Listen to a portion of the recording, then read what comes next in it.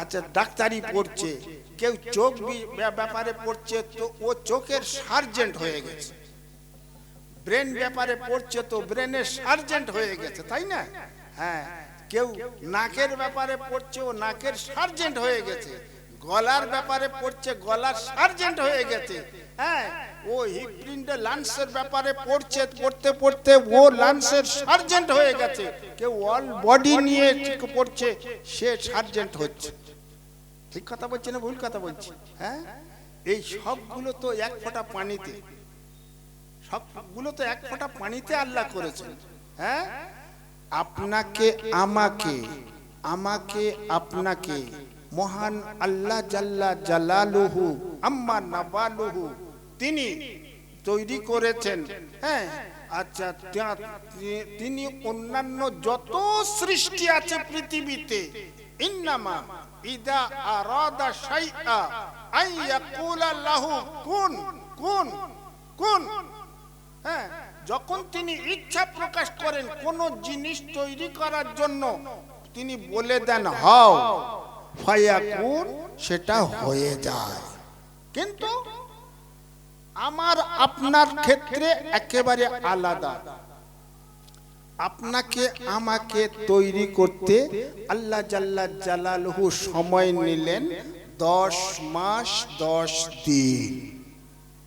আমাকে আপনাকে, হ্যাঁ, কত দামি জিনিস আপনাকে আমাকে করে দিয়ে। ও মেরে আজিজ বুজুর্গ দোস্ত, প্রসঙ্গ যেটার দিকে যা বলছিলাম সেদিকে না এদিকে এসে গেল, যখন এইটাই বলে যাই।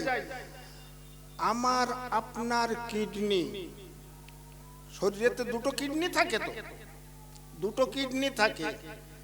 এই কিডনি গুলোকে আল্লাহ জাল্লা জালালুহু আম্মা নাওয়ালুহু তরফ থেকে প্রত্যেক 40 মিনিট পর পর ডায়ালিসিস করাচ্ছেন আমার আল্লাহ।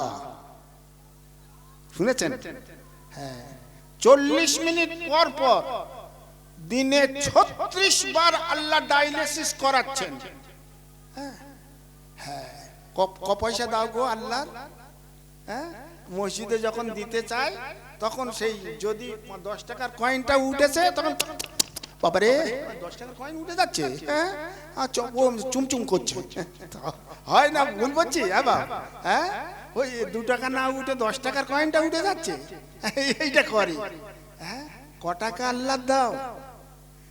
1,60,000 বার করে নিঃশ্বাস নিচ্ছ ও বান্দা। 1,60,000 বার করে নিঃশ্বাস নিচ্ছ তুমি, আমি, আমার আপনার মতো যত মানুষ দুনিয়াতে আছি, বেটা ছেলে, মেয়ে ছেলে, বাচ্চা, বুড়ো, জওয়ান, যুবক, সবাই। হ্যাঁ, 1,60,000 বার করে নিঃশ্বাস নিচ্ছে। যদি 1 পয়সা করে নিঃশ্বাসে ধরতেন আল্লাহ, হ্যাঁ হয়ে গেছে, আচ্ছা ঠিক আছে, তো ছেড়ে দিয়ে দিচ্ছি বাবু। যদি 1 পয়সা করে ধরতেন তাহলে কি হতো? তাহলে 1,60,000 কে 1 পয়সা করে ধরলে ক টাকা হবে বাপ?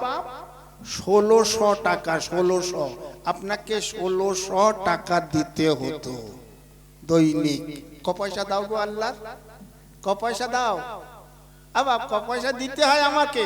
আর যদি ফোনের সিস্টেম করে দিয়ে দিত, হ্যাঁ, যে 200 টাকা মারো আর হরদম কথা বলো, হরদম কথা বলো, কোনো ব্যাপার নেই, হরদম কথা বলো, কোনো ব্যাপার নেই, হরদম কথা বলো। আচ্ছা, যেই টাকা শেষ বাংলাদেশ, আর এরপর ফোন করতে চাও তো বলবে দুঃখিত, আপনার কলটি পর্যাপ্ত ব্যালেন্স না থাকায় পুরা করা যাচ্ছে না। ওই মেয়েগুলো বলে না ফোনের ভেতরে, ফোনের ভেতরে মেয়েগুলো এই কথা তো বলে। হ্যাঁ, ওদের খুব দুঃখ, ওদের খুব দুঃখ। আর যেই পয়সা ভরে দাও সঙ্গে ঠিক, ওকে, তাই না? যদি এরকম করতো আল্লাহ, যদি এরকম করে দিয়ে দিত যে আচ্ছা তোমার মাসে মাসে টাকা ভরো আর নিঃশ্বাস নাও, টাকা ভরো নিঃশ্বাস নাও, এরকম ব্যবস্থা করতো, কি অসুবিধা হতো? জান যারা ওই এতে আছে, ভেন্টিলেশনে আছে, হ্যাঁ, ওদের কাছে গিয়ে দেখেন নিঃশ্বাস নিতে কত কষ্ট আর ছেড়ে দিতে কত কষ্ট। আপনাকে ফ্রি অফ, হ্যাঁ, ফ্রি অফ কস্ট, আপনাকে কোনো পয়সা নিচ্ছে না, ফ্রি অফ কস্ট আপনাকে দিচ্ছে। কোনো পয়সা আল্লাহ নিচ্ছে না, সেই আল্লাহর কথা শুনবে না? আগো আল্লাহর কাজের বিরোধিতা করবে, নামাজে আসবে না, মসজিদে যাবে না? কি রকম বান্দা তুমি গো, কি রকম বান্দি তুমি গো? হ্যাঁ, এই রকম বান্দা বান্দির হওয়ার থেকে আমার বলে ও তো হতভাগা বান্দা, ও তো নিমক হারাম বান্দা, যে আল্লাহর এতগুলো নুন খাওয়ার পরেও সে গুণ গায় না। আল্লাহ আমাদের জানাশোনা বোঝা আর এর উপর মেনে চলা তৌফিক ইনায়েত করুন। আমার পরে আরেকজন বক্তা আছেন, তিনি কথা বলবেন। অন্য সময় আপনাদেরকে আছে আরো সবিস্তারে আলোচনা, 10টা বেহেশতের গুণাগুণ সেইটা বলতে গিয়ে একটু কথা এসে গেছে, এরপর বলা আর হলো নি, অন্য সময় দেখা যাবে ইনশাআল্লাহ। হ্যাঁ আচ্ছা, মৌলানা সাহেব, আচ্ছা এসো।